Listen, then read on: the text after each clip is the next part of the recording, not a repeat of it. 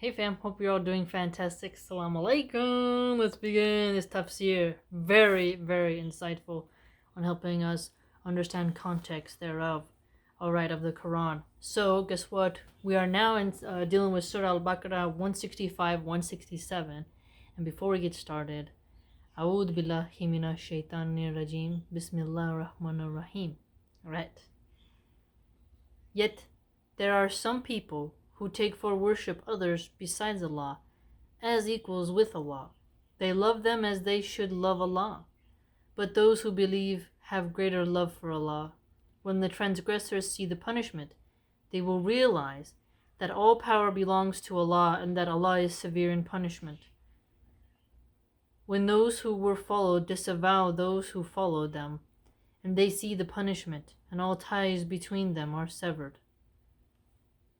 And those who followed say, if we had one more chance, we would disavow them, as they have disavowed us. Thus Allah will show them their deeds as a cause of bitter regret. They will never emerge from the fire. Very somber ones for us there. Okay, let's see what we can learn. How beautiful is this verse after having explained in the previous verse His oneness and the definitive evidence for it. So the oneness of Allah, quite clear, no partners. Very clear. And clear proof that leads to certain knowledge and removes all doubts. All Allah tells us here is that there are some people who, despite this clear explanation, take some created beings as equals with Allah. So look at this. Created beings as equals with Allah. I've had a very interesting conversation the other day where I got into a bit of an exchange with someone, and long story short, I said, I'll worship the one who makes, not the one who's made. And that's a very potent thing to think about. That is, they regard them as his peers and see them as being equal to Allah with regard to worship, love, veneration, and obedience. So notice that. Allah has no peers. We do not need to ever reduce Allah down to needing to have peers. And we should never deflect our energy to something that others perceive as a peer. Instead, just put it towards the Maker where it belongs. The one who is like that, even after proof has been established and Allah's oneness has been clearly explained, must be stubbornly opposed to Allah. Okay, so if somebody has thoroughly been enlightened to the explanation of the oneness and still doesn't decide to worship Allah alone, then they're being defiantly disobedient.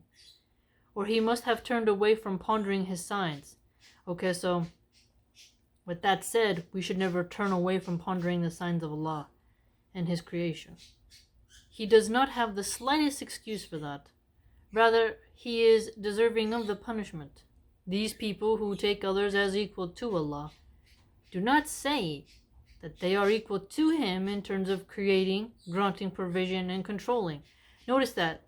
So if someone comes to you and tries to convince you that Allah has peers, maybe we should ask them, can they create? No. Can they grant you provision? And some might say, yes. To what degree and what extent? And how do you know? Right? Can they ever give you a provision that can't be taken away by Allah? Some questions you can propose to them. And then, can they do anything that can control beyond the will of what Allah could reverse? Good questions, right? Rather, they think that they are equal to Him in terms of worship. So they worship them in order that they might bring them closer to Him. Okay, perfect.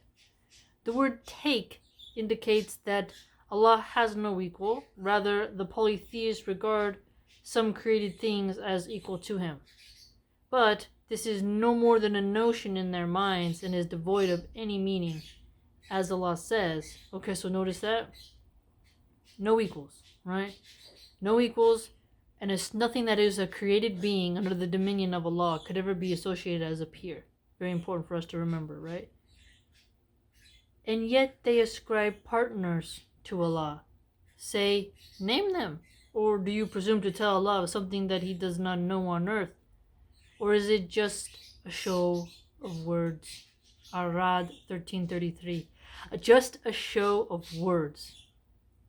Just a show of words. That's powerful, right?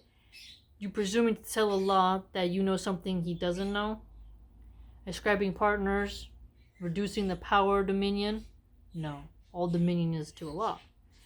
There are no more than names you have named, you and your forefathers, for which Allah has not sent down any authority. They follow nothing but conjecture. An-Najm 53:23. Conjecture. To conject versus to ponder. Pondering the signs, getting closer to Allah versus conjecturizing and going down the unsound way. You see the difference there? A created being cannot be equal to Allah because He is the creator and everything else is created. He is the Lord and provider and everything else is provided for. Do you see that? So something that is created but automatically, logically, is not on the same level as Allah.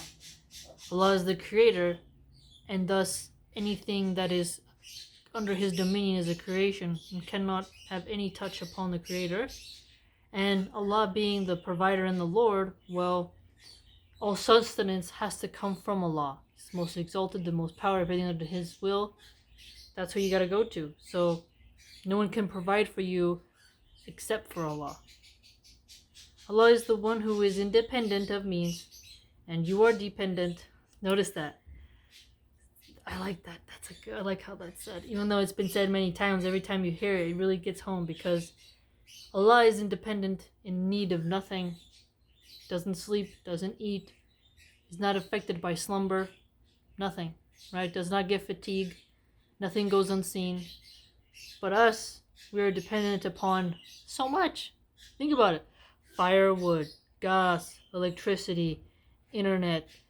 Look at everything around you. It all has a dominion over you in a weird way. It has some type of like, oh, we have to depend on this, we have to depend on that.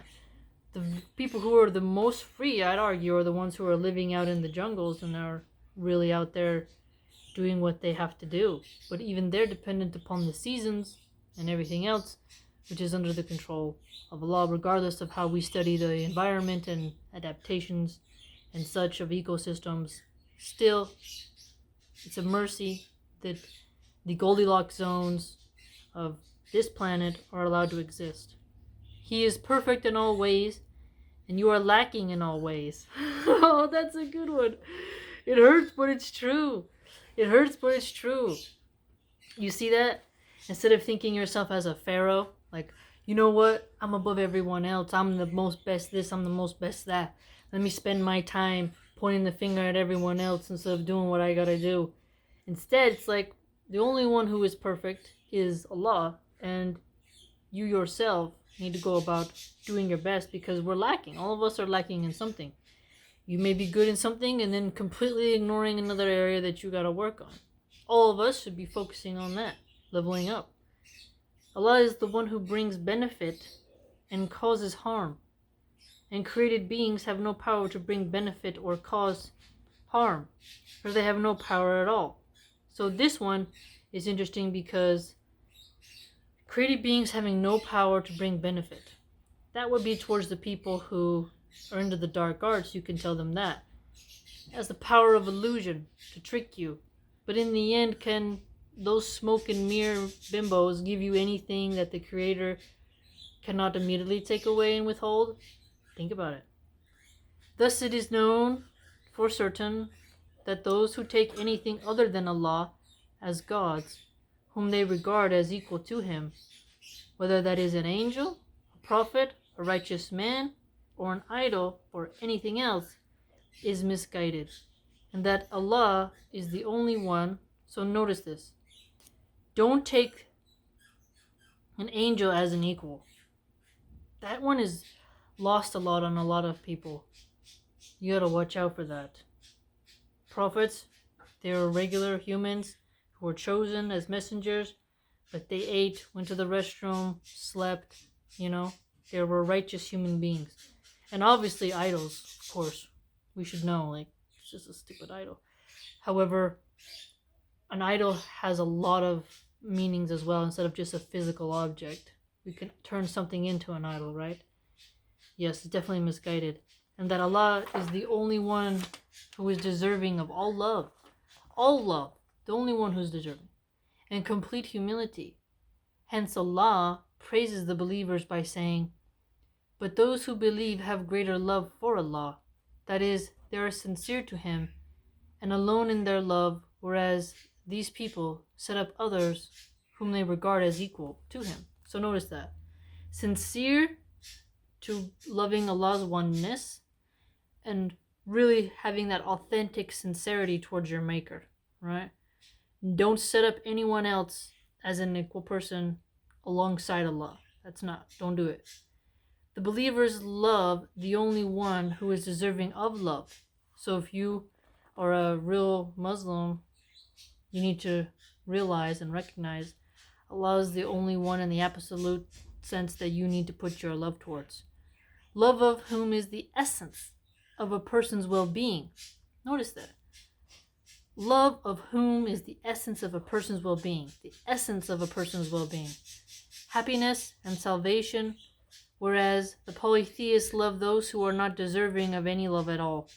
And their love is the essence of a person's misery, corruption, and loss. You could think of the divided focus of having many gods. This is for that, this is for that, this is for that, this is for that. One is of the river, one is of the woods, one is of the mountains, one is of this. Some might think spreading out the love would make it more encompassing.